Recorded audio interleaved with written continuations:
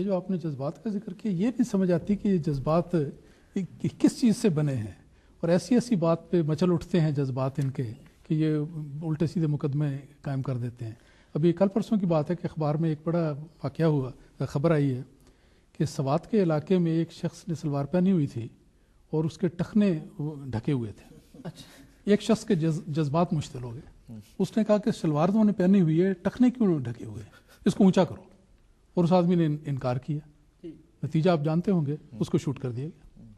کیونکہ جذبات کی بات ہے نا، یہ جذبات جہاں ہو جائیں.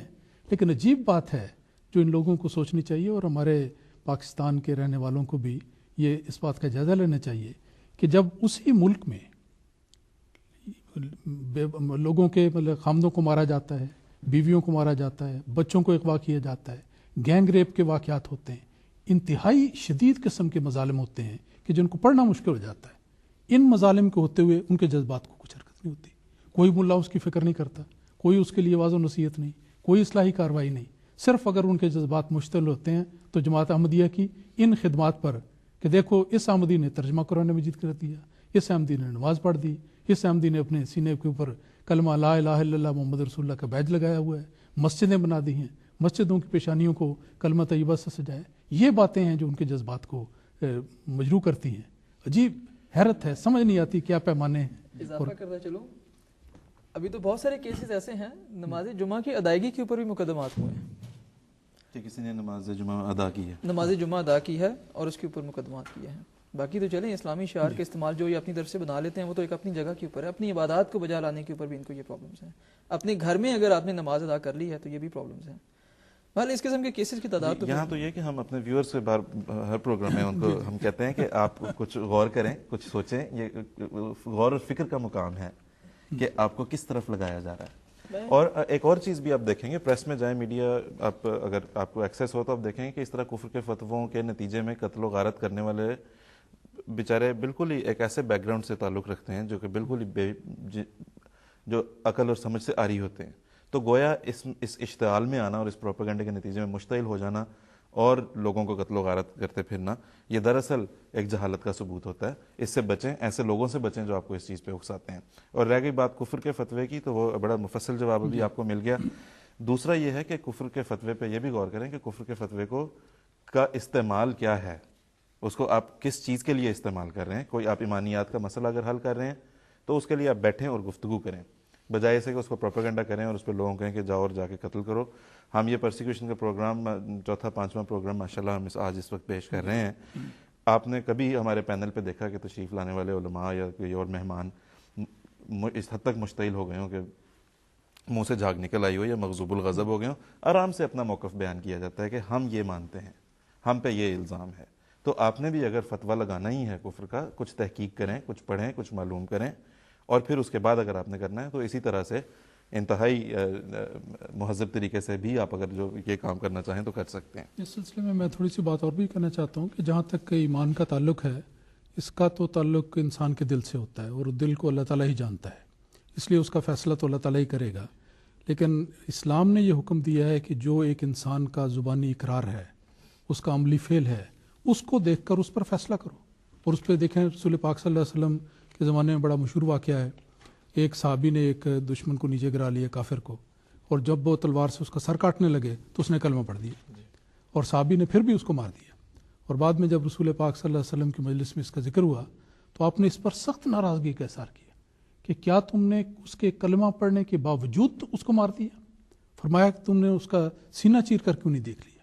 کیا تم نے دیکھ لیا تھا کہ وہاں کلمہ نہیں تھا بلکہ تلوار کا خوف تھا؟ اور پھر فرمایا کہ تم مجھے یہ بتاؤ کہ جب قیامت کے دن اس کا یہ کلمہ تمہارے مخالف کھڑا ہوگا، تمہارے خلاف گواہی دے گا، تو تمہارا جواب کیا ہوگا؟ تو اسی طرح ہمارے جو معزز پاکستانی احباب ہیں، غیر احمدی مسلمان بھائی ہیں، ان سے ہم کہنا چاہتے ہیں کہ دیکھیں حضرت مسیح موعود علیہ الصلوۃ والسلام کا جو دعویٰ ہے یہ کوئی معمولی دعویٰ نہیں ہے، بہت عظیم الشان دعویٰ ہے، جس کے پیچھے قرآن مجید کی تائید ہے، حضرت صلی اللہ علیہ وسلم کی پیش گوئیاں ہیں. خود مسیح موعود علیہ الصلوۃ والسلام نے حلفاً اپنے مسلمان ہونے کا اقرار کیا ہے، قسمیں کھا کر اقرار کیا ہے. پھر اللہ تعالیٰ نے زمینی اور آسمانی نشانات آپ کو دکھائے. تو یہ ساری چیزیں بتاتی ہیں کہ یہ شخص واقعی خدا کی طرف سے ہے. تو اب اس دعوے کو اور اس شخص کو بغیر سوچے سمجھے اگر اگنور کر دیں، نظر انداز کر دیں، تو اس صورت میں یہ لوگ ذمہ دار بنتے ہیں اور قیامت کے دن اللہ تعالیٰ کی نظر میں جواب دہ ہوں گے. ان سے پوچھا جائے گا کہ جب ایک شخص آیا میرا نام لے کر تمہیں سچائی کی طرف دعوت دینے والا تھا تو تم نے کیوں نے اس پیغام کو غور نہیں کیا. تو اس لحاظ سے میں یہ سمجھتا ہوں یہ ان کے لیے سوچنے کا مقام ہے. اس قسم کی باتوں میں پڑھ کے کہ فلاں کافر اور وہ کافر، ان کے فرقوں کی کیا حال دیکھیں. اگر کتابیں کھول کے دیکھیں تو ہر فرقے نے دوسرے فرقے کو کافر قرار دیا ہوا ہے، اور اگر ساروں کو اکٹھا کر لیا جائے تو نتیجہ یہ نکلتا ہے کہ آج مسلمانوں کا کوئی بھی فرقہ اسلام کے دائرے میں نہیں نظر آتا. تو اس فرقہ بازی نے تو ان کو بالکل ہلاک تباہ کر دیا ہے.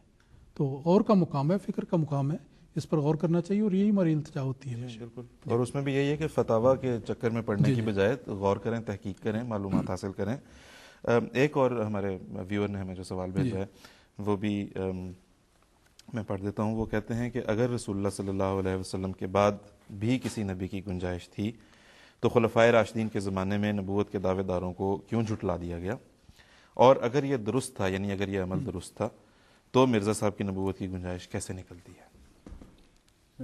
اس کا بڑا عام فہم جواب ہے اور بہت سادہ جواب ہے کہ خلفائے راشدین کے زمانے میں جن لوگوں نے نبوت کا دعویٰ کیا،